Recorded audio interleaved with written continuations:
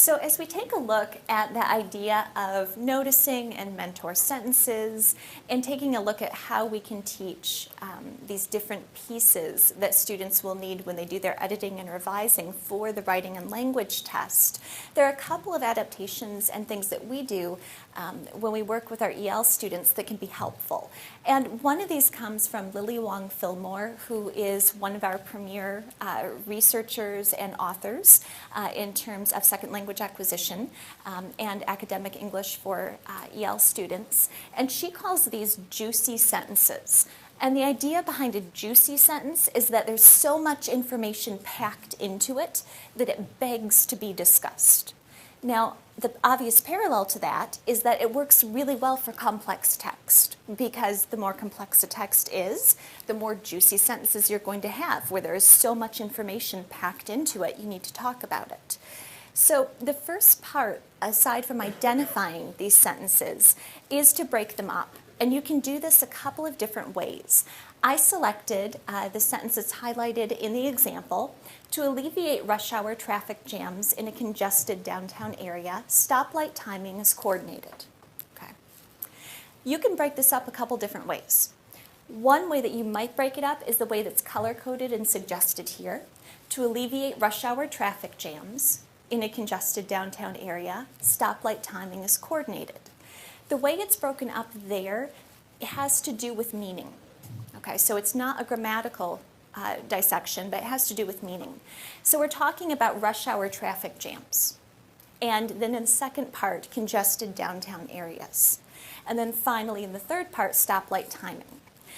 That's one way to do it. You can also break it up with subject predicate. That would be fine too.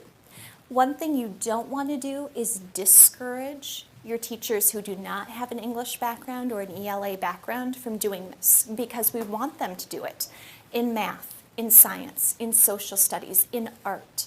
We want teachers to do this in every content area, which is why telling them, if you break it up by meaning and chunks of meaning, that's something they can do. Okay, that's less scary to them than saying we want you to break it up in a specific grammatical pattern. So as the English teacher, as the expert in this, you may choose to do something much more complicated.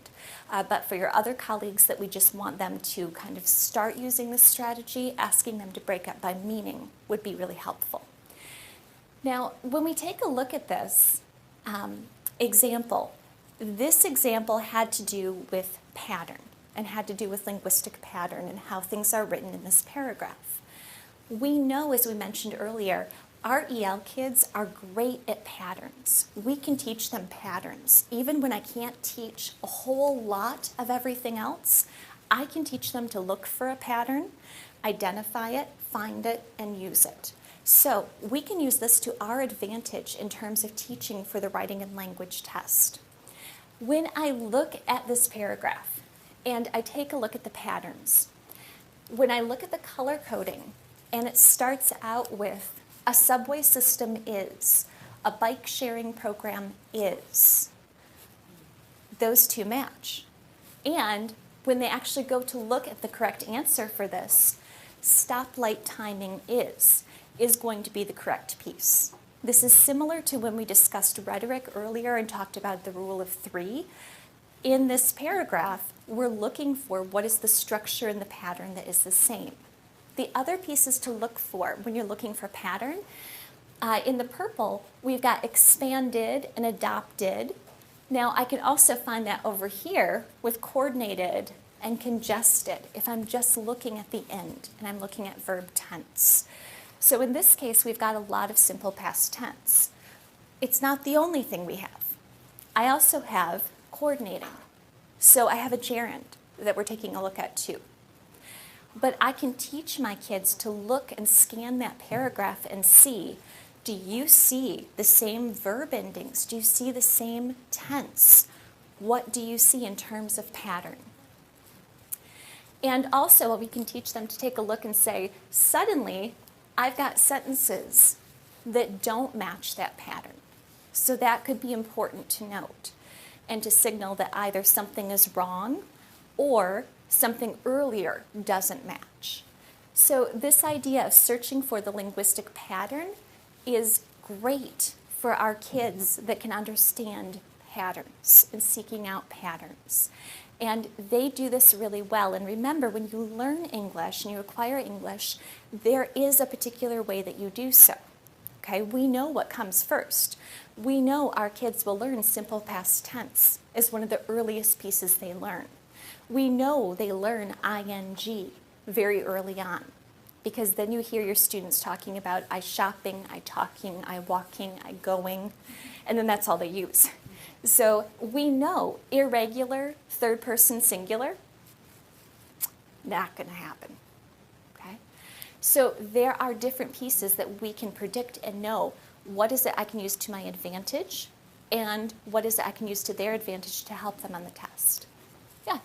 One of the conversations that we had back here was the length of time we took to set the student up. And then we acknowledge that students don't have that length of time. Right. So if I'm a student who's developing in my English proficiency, and I see this as a strategy, depending upon their level, whether they're emerging, where they are in intermediate step, how do I as a teacher know where to start?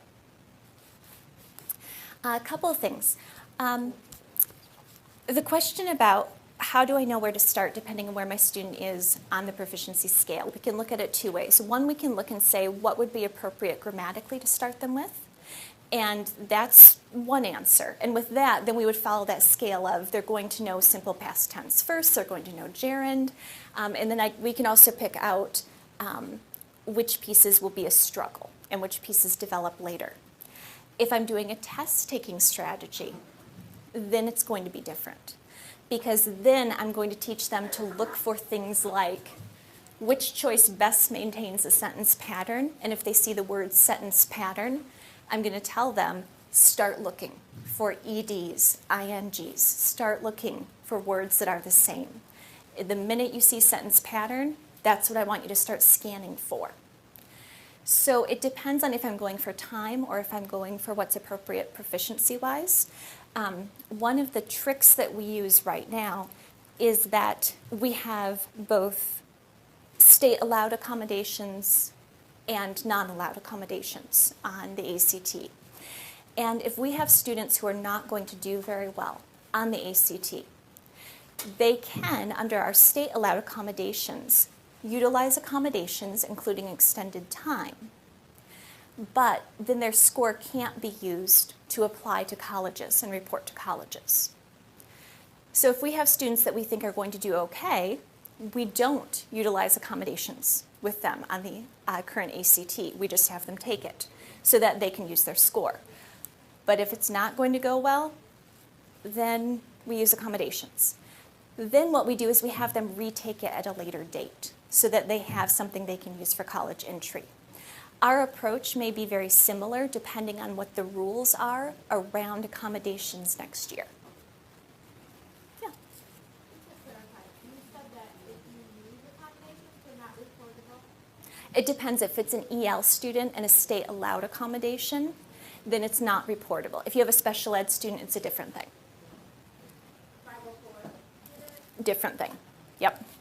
Yeah. For our ELs don't qualify for most accommodations under ACT and SAT, which is a real shame because we know that there are some research-based things that could really help our kids. And we hope the SAT may eventually work with us on some of these things. But if you are looking at accommodations, different thing, different world for our EL students than it is for others. On M-STEP, that's an incredibly different thing. On M-STEP, your EL students can have designated supports, which teachers or administrators can make a decision upon, and their scores are fine, and they can use those designated supports, and there are quite a few of them available. So you really do want to take a look at that accommodations and support table so that you know your students are having access to what's appropriate for them. And if you have questions about that, I'm happy to chat with you about that too. So let me know. But there are very, very different rules for accommodations and supports for your EL students for M-STEP versus what's allowable for ACT, work keys, those kind of pieces.